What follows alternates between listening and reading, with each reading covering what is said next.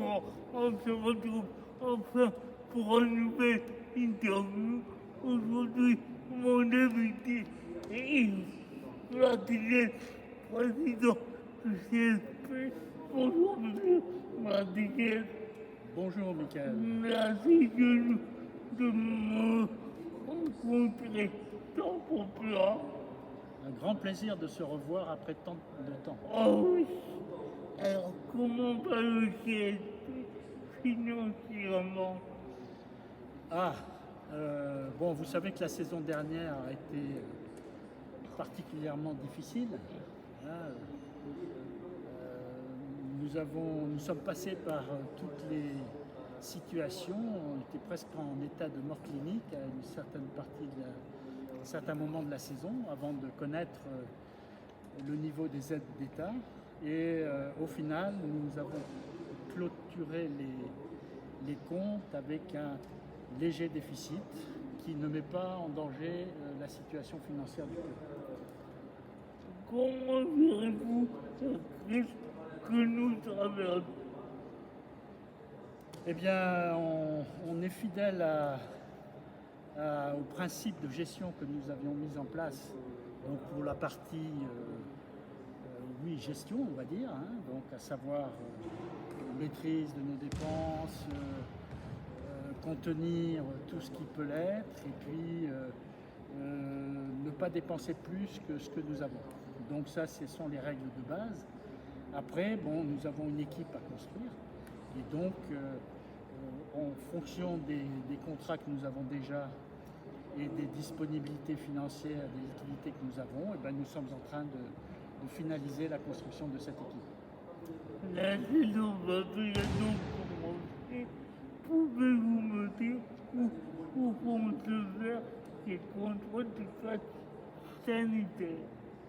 Eh bien ça, nous l'avons expérimenté déjà depuis la fin de la saison dernière, lorsque nous avons pu recevoir du public lors des 2 derniers matchs.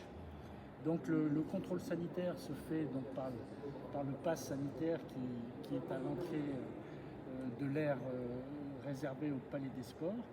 Et ensuite, l'accès à la salle de sport se fait par l'entrée principale, comme auparavant. Nous sommes revenus donc à un fonctionnement très proche de la normale, avec pas de limitation de jauge et la possibilité de regarder le match. Même si nous conseillons fortement le port du masque, il n'est pas obligatoire, excepté pour les loges, les places qui sont près du terrain de jeu. Ça, c'est la règle que nous a fait parvenir la LNB, que nous appliquons donc. Voilà. Bon ben ça va compliquer mon retour. Ben vous êtes en bordure de terrain, donc port du masque obligatoire. Ouais. Voilà. Comme tous les gens qui sont tout autour du terrain. Ah d'accord, parce que autour du terrain, le port du masque Il est obligatoire. Au plus près des joueurs, le port du masque est obligatoire. Dans les tribunes, il est fortement conseillé, mais il n'y a pas d'obligation. Quels sont les objectifs du CSP? Cette saison, Oui. bien écoutez, notre souhait le plus cher, c'est de retrouver les compétitions européennes. Pour cela, il faut accéder au top 8. Donc on va dire que c'est notre objectif principal, en espérant que l'équipe que nous avons construite nous donne la possibilité d'être de ces 8 clubs.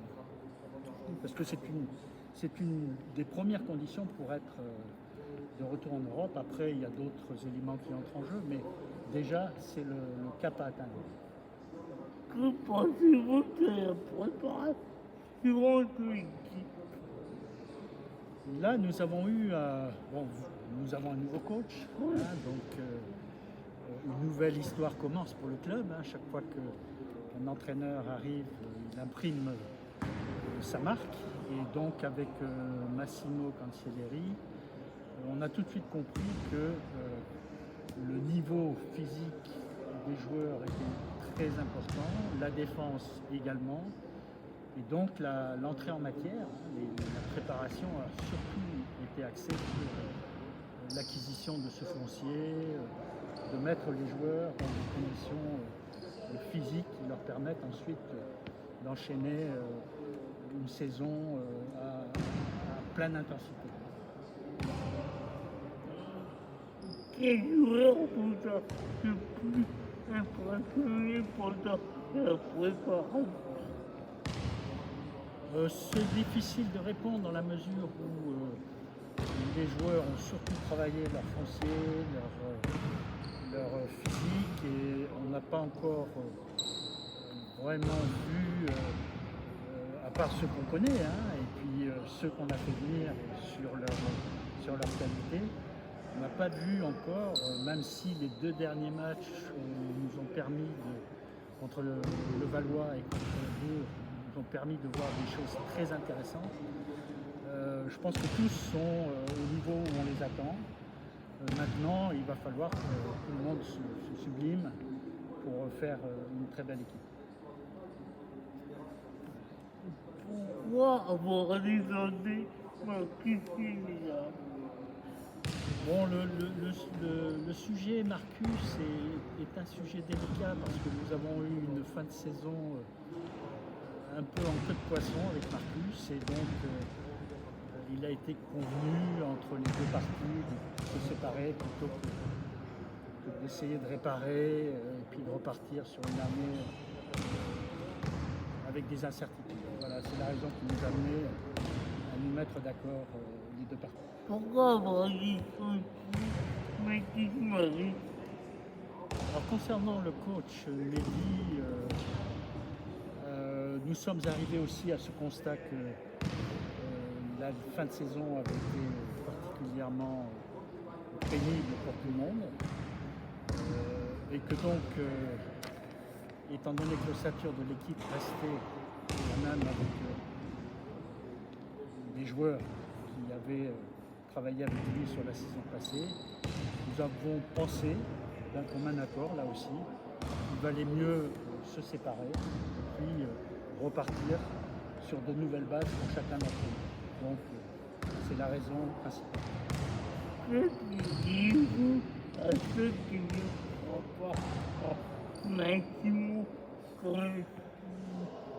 quand c'est lié? Bon, je crois qu'il faut qu'ils attendent avant de se faire une opinion. Massimo a un CV qui parle pour lui-même. Il a une expérience absolument extraordinaire, hein, en Italie, en Euroleague. Et c'est une personne qui dégage, de par son profil, de par ses attitudes, une énergie qui nous plaît bien, qui, je crois, sont attendus par les spectateurs Limougeot, les partenaires Limougeot, à savoir un homme qui donne à son équipe une dynamique, et c'est la combinaison de tous ces facteurs qui font que je pense que les gens qui ne croient pas en Massimo, il faut qu'ils attendent avant de se faire une opinion. C'est fait recevoir pour comprendre un match amical. Massimo a exprès une faute qui arrive. Comment l'avez-vous pris? Je pense que c'est une péripétie. Il ne faut pas donner plus d'importance à ce fait qu'il ne le mérite.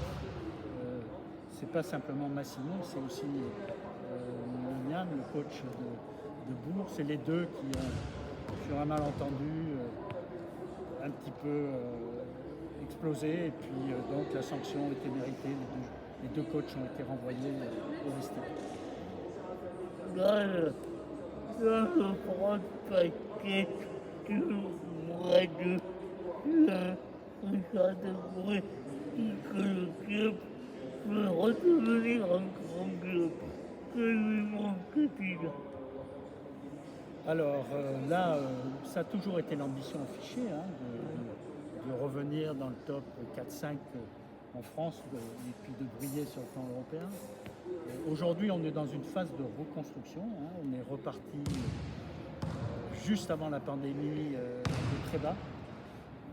Donc on est dans cette phase-là. Il faut reconstruire les moyens qui permettront au club, dans les quelques saisons à venir, de pouvoir réellement postuler à prétendre jouer un rôle au niveau du championnat de France et du championnat européen. Mais donc on est dans cette phase de reconstruction et je pense que, j'espère en tout cas, que cette saison confirmera l'amélioration qu'on note depuis 2 saisons.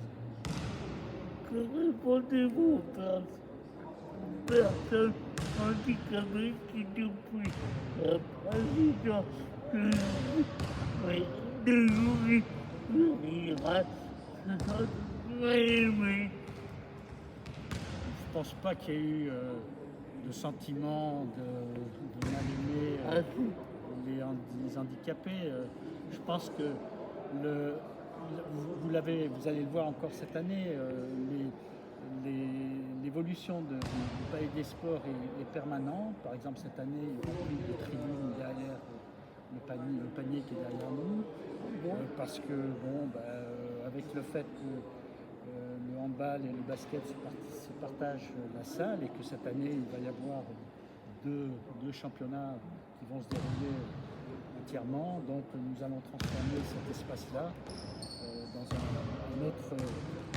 un autre registre et les Phoenix et les spectateurs qui étaient sur cette tribune vont être déplacés, sont déplacés déjà.